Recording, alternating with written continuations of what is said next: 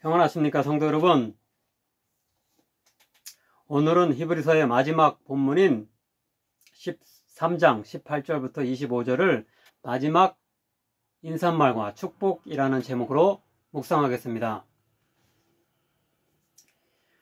히브리서 전체 서론을 다룰 때 히브리서는 다른 편지들과 달리 맨 앞부분에 편지를 쓰는 사람과 받는 사람이 나오지 않는다고 했는데요.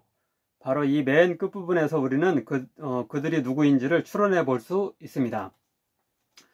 또한 맨 앞부분에 빠져있는 인사말을 여기서 발견하는데요. 이것을 통해 히브리서의 전체적인 성격을 알 수 있습니다.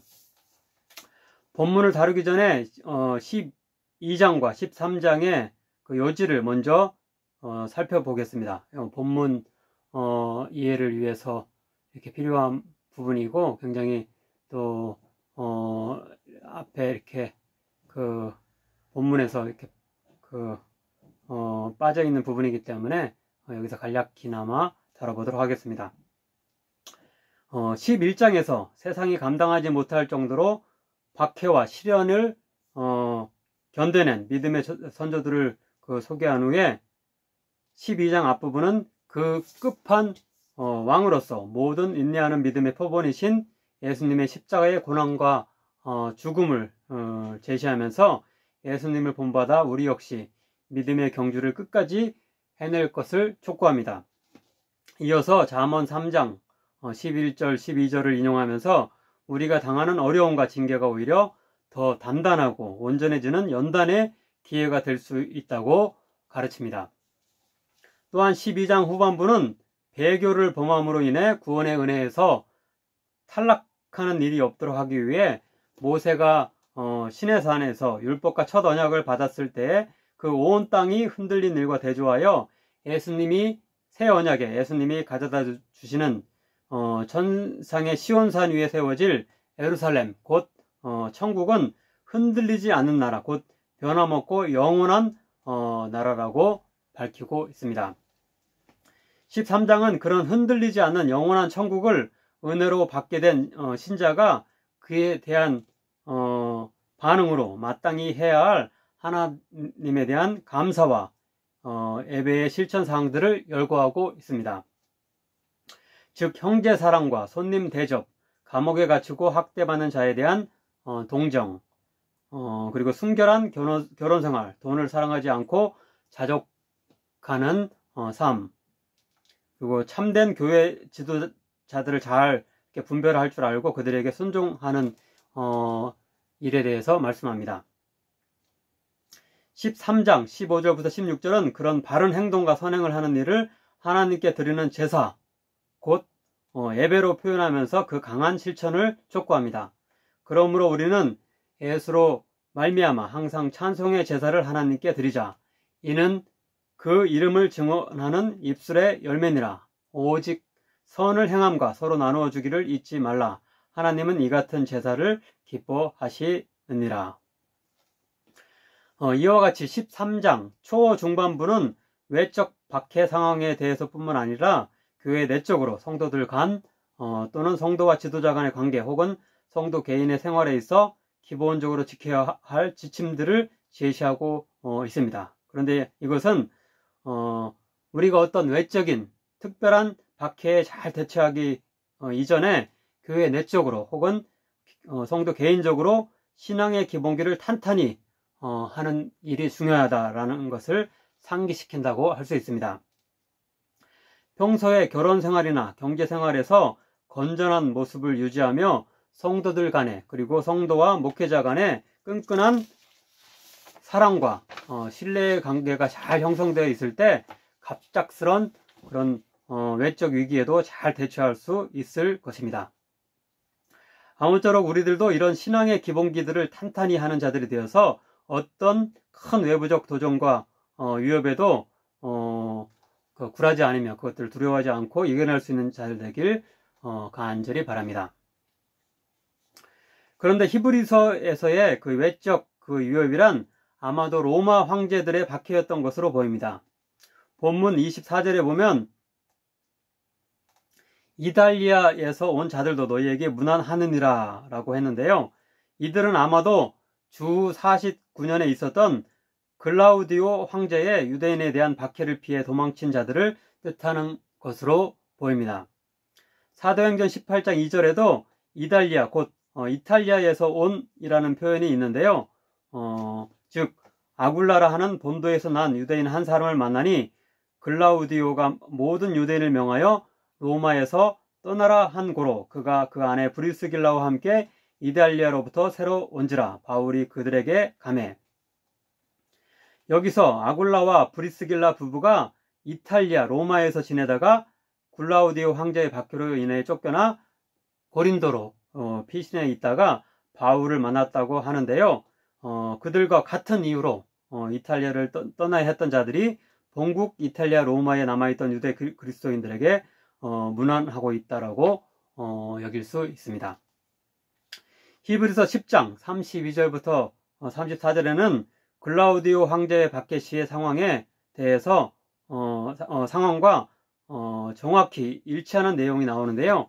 곧 유대인들은 박해와 모욕을 당했을 뿐만 아니라 추방과 그로 인한 재산의 상실을 겪게 되었습니다.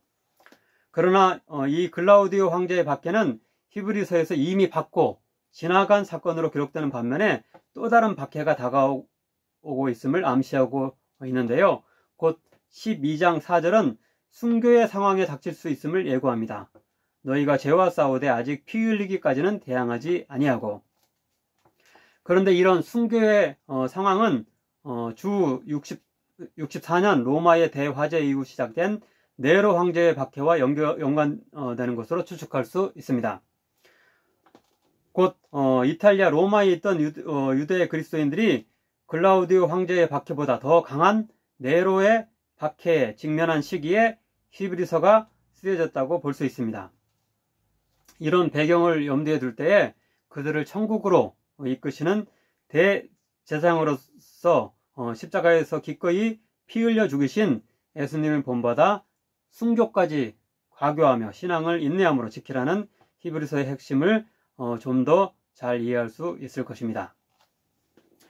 이제 본문을 차례로 살펴보겠습니다. 첫째로 18절부터 19절은 히브리서 저자 일행이 선한 양심을 지닌 참 지도자임을 주장하면서 자신들을 위해 기도하며 특별히 저자 자신이 그들에게 돌아갈 수 있게 하나님께 해달라고 기도하라고 부탁하고 있습니다. 이 저자가 히브리서의 그런 그 독자들과 원래 잘 알고 친밀한 관계에 있었던 자들임을 여기서 이렇게 추측해 볼 수 있습니다. 두 번째로 20절부터 21절에서 예수님은 양들의 큰 목자라고 지칭되는데요. 이것은 이사야 63장 11절에서 모세가 양떼의 목자라고 지칭되는 것과 비교됩니다. 모세보다 더 위대한 목자가 예수님이시라는 뜻으로 예수님을 그냥 목자가 아니라 큰 목자라고 이렇게 모세보다 더 한 급 높은 분으로 지칭하고 있는 것입니다. 즉 모세가 이끈 출애굽의 일시적 안식과 구원보다 훨씬 더 큰 영원한 안식과 구원을 예수님의 십자가와 부활이 우리에게 제공한다는 말씀입니다.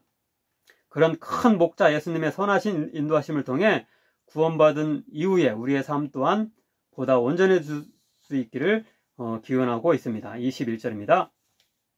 모든 선한 일에 너희를 온전하게 하사 자기 뜻을 행하게 하시고 그 앞에서 즐거운 것을 예수 그리스도로 말미암아 우리 가운데서 이루시기를 원하노라. 아무쪼록 황제의 박해와 같은 큰 외적인 위협뿐만 아니라 교회 내적이며 개인적인 소소한 일상에서도 그런 이렇게 어려운 일들을 만났을 때 평강의 하나님의 능력과 좋은 목자이신 예수님의 인도하심을 받아서 선하고 바른 일들을 해낼 수 있는 우리들 되길 간절히 바랍니다. 마지막으로 22절부터 25절은 끝맺는 인사말인데요. 여기에 그 간단히 덧붙이는 말과 축복이 포함됩니다. 먼저 22절은 그가 그들에게 쓰는 것은 권면의 말, 곧 설교임을 밝힙니다. 앞서 이미 말씀드린 대로 사도행전 13장 15절을 보면 설교를 권면의 말이라고 표현하는데요. 히브리서의 저자는 이런 설교의 형식의 편지를 쓰고 있는 것입니다.